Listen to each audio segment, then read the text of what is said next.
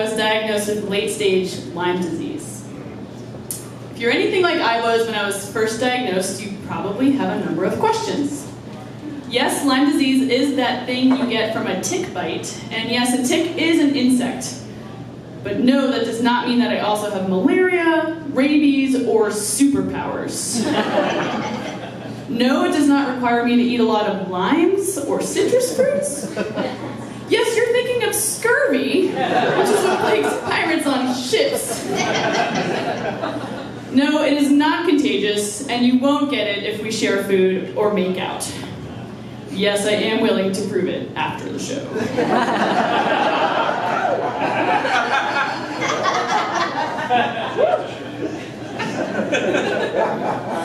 Lyme disease can be a really serious chronic condition, but it can also involve a number of awkward medical experiences. Starting from the top, the brain.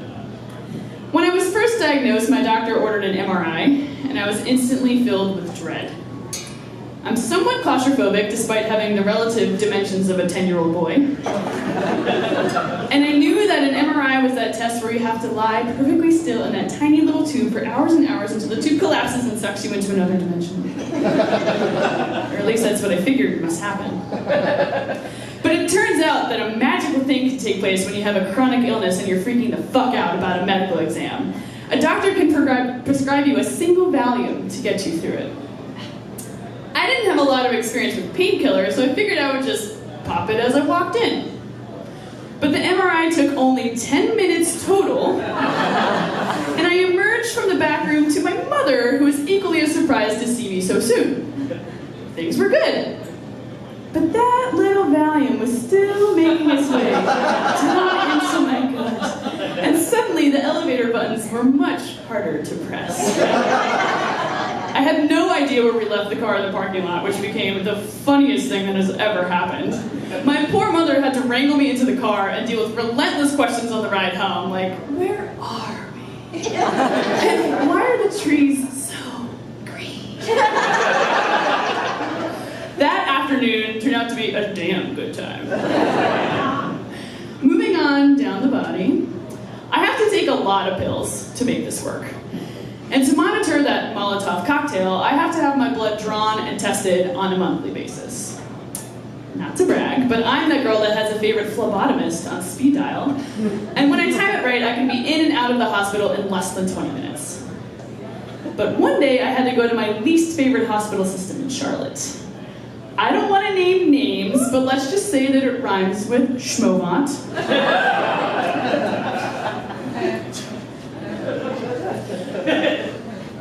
My mother came with me because we weren't quite sure how I would turn out on the other side. And to preface, I have the greatest, most thoughtful, and most caring mother in the world, but she does have one Achilles heel. She's incredibly squeamish at the sight of blood. We're sitting in the hospital exam room when in walks your basic medical nightmare, an adult child wearing a lab coat and stethoscope. I mean, he was a doctor, but he had the nervous, shaky demeanor of an adolescent duckling, and his face was so shiny and glowing that I wanted to give him a lollipop. The man-child doctor approaches me with a needle and reaches forward to stick my arm, and I look away, as I always do. And out of the corner of my eye pops a bright flash of red. The doctor's stark white lab coat is now splashed in that red. And what I have come to realize is my own blood, which was intended to head into a tube, but found a detour to rocket out and all over the doctor instead. For a moment, we're all still. And then we all find movement at once. The doctor, a whirling dervish of apologies and cleanup, me somehow trying to comfort the doctor and tell him it's okay, and my mother who's heading straight for the ground. Oddly enough, it was me who ended up driving her home. Brain, body, that brings us to the southern hemisphere. Lyme disease throws a huge wrench in your digestive system. There are some things that the human body is meant to do at least 10 times per day. Pooping isn't one of them.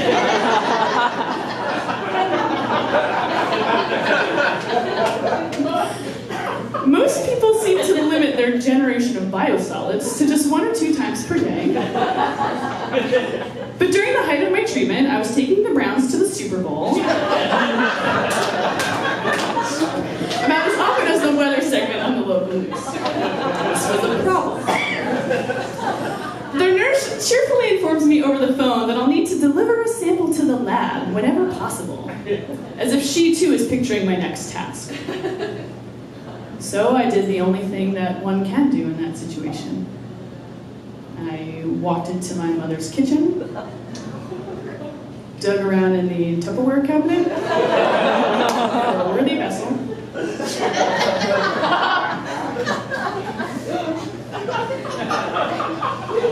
marched it execution style into the bathroom. Sorry, little guy. It won't be long now. I quadruple bag the son of a bitch and drive to the hospital with the special contents in the passenger seat. I marched right into the lab and right up to the counter. There was no way I was going to have a seat with this paper bag in tow. I drop it right in front of the lab tech and he looks at me and says, "What's this?" I say nothing. Just stare intently into his eyes.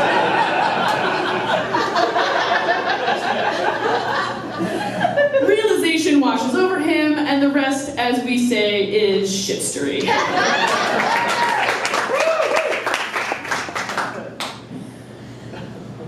Now, I know that having a chronic illness is not exactly a laughing matter.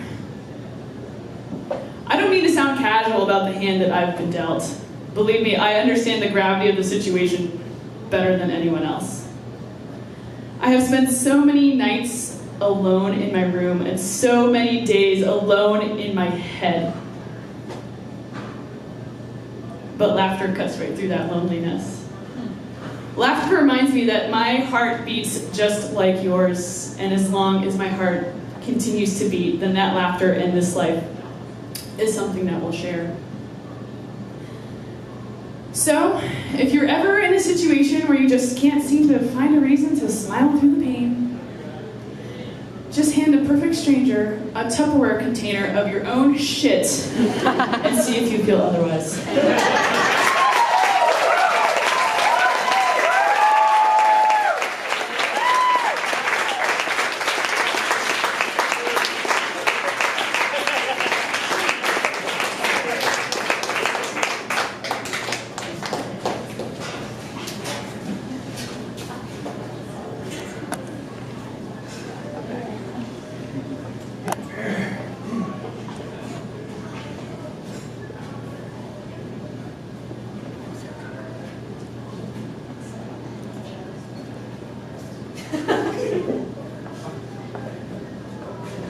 Dutch oven on the top shelf. I like to organize things based off geography. Got the walk somewhere over here. What's over in Finland? Huh? What's over in Finland? My clogs.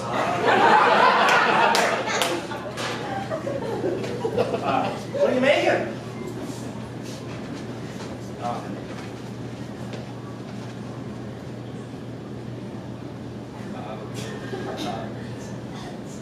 Bobby Dummers. I heard Bobby Dummers, but that can't be right. What'd you say?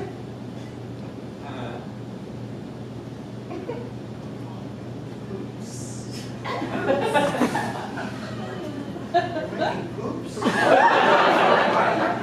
Honey, they're called cow pies. We just make them look like that. You don't have to scare the boy.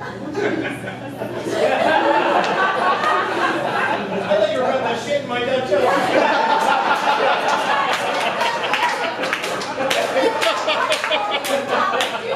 That's just a game we play.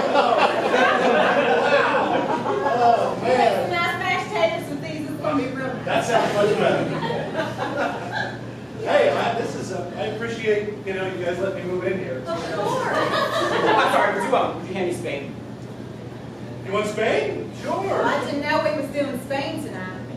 Well, it's a taco.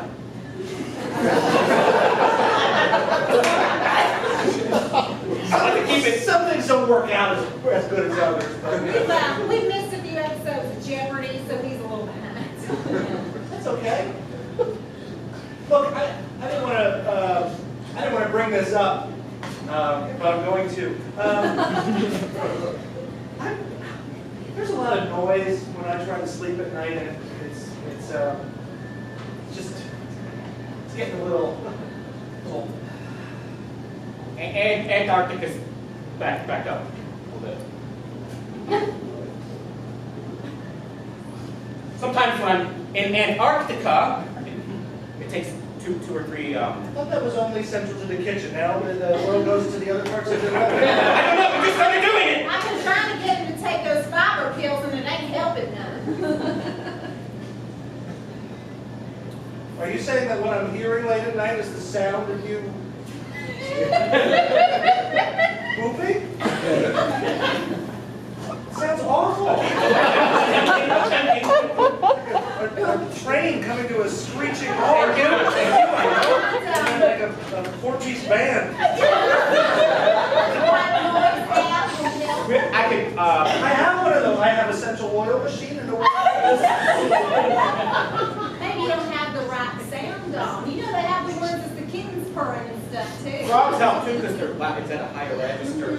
It's not find what resonates with you. Is it the sound that we should be focusing on? A health concern that maybe we should. I mean, I could get another sound app, but this sounds like It's literally been like this my whole life. I think it's probably normal. Right? Keeps him slim.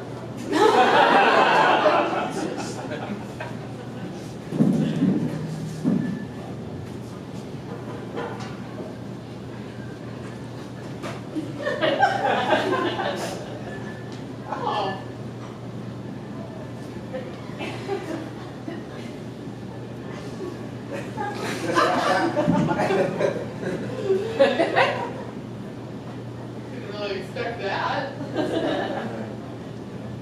No. I broke 3 ribs. Huh? I broke 3 ribs in here. You're my favorite X-ray technician, I gotta tell you. You see, here, it's not so much here, but like here. I saw it before you did all that other stuff, but I gotta tell you, listen, Lorraine. No, I broke 3 ribs. Well, you're.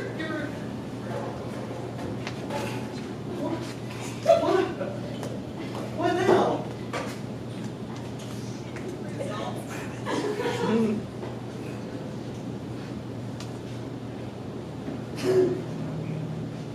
Good. Yep. That's me. Shut everybody else. Wow. I Instagrammed it already. What? Is that even legal? Yeah. Is it? Yeah. Wow. Wow. Oh no, stop. I can't even. Where is that exactly? You don't know? I feel like you should know these. Okay, right. Internal medicine, right? You guys are specialists, you're generalists. Where the body is. So we're gonna. Ooh. Oh, with the light behind it, it makes it even better. Oh, is that a liver? I feel like you should know these things. Can I get my deductible back? All right. That should not go on Tinder. What hashtag? What hashtag do I want? I don't know. I'm nice on the inside. The light from the X-ray machine bounces off a brick wall in a dark, dreary urban jungle. Scaffolding around. The drip, drip sound of condensation from an air conditioner hits the ground with a sizzling. A gang of musicians and dancers walks through the streets.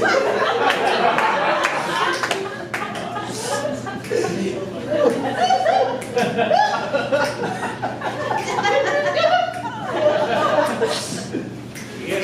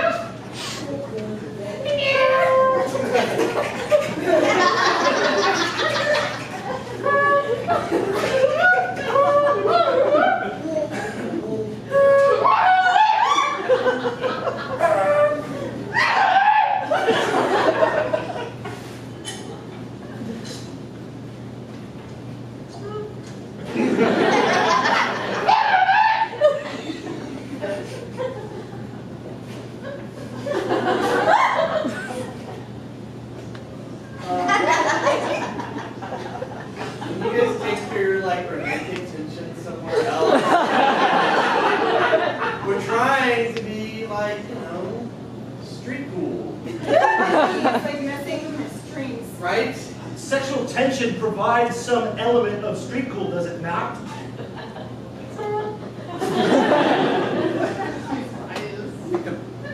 Did you say he's wise? Yes. How long is that extension cord? Long. You can't leave the IHOP and just let you keep it on. I thought we were doing bluegrass. Bluegrass? No, it's Why do I have a washboard? we live on the streets. We need somebody to do our laundry. And play. And play. I am sorry. I was under the impression that I was in the band. You are in the band, but we all have band responsibilities. You do the laundry. What's yours? I shave. Anybody who wants to shave, I'm in. Can we find that out? Good point. Okay, well, we're not all great at what we were supposed to be great at, but that's...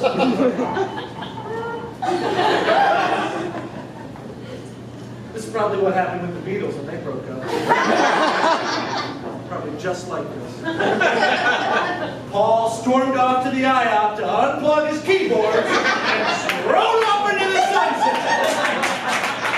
And you know what happened from that? The greatest thing of all time. Wings. We've been talking and Go ahead, you can do it. Yeah, you can do it. We'll get your back. My back or her back? Her back. we just think that maybe it's time that we explore some creative side projects. Yeah.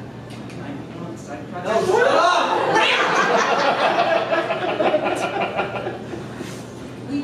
We're trying to keep it regional, you know, the music of North America. Appalachia, I got a washboard. We don't want to stifle your creative energy.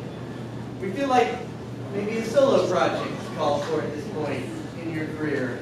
Like what they do in Finland. With your best friend Ricky. If you love something, let it go. And then make sure it gets out the door, all the way. Don't forget to roll up the extension cord as you make your way I back. don't want to trip on it. Right? It's an insurance hazard. You guys are kicking me out of the band? I wouldn't kick you out of the band. No. It's fine. It's fine. I'll be fine. I'll be like Paul McCartney. No. I'll be better than Paul McCartney. Yeah. You'll be like the one that's not named Ringo or John. Paul? Oh yeah. No. I'll be better than that. The fifth Beatle. John? No. What was his name? Fred? Fred Beaver. You know all their last names weren't Beatle, right? It's like the Partridge Family. What? What the hell? All right. This normal Tuesday has turned out to be a weird Tuesday, I'll tell you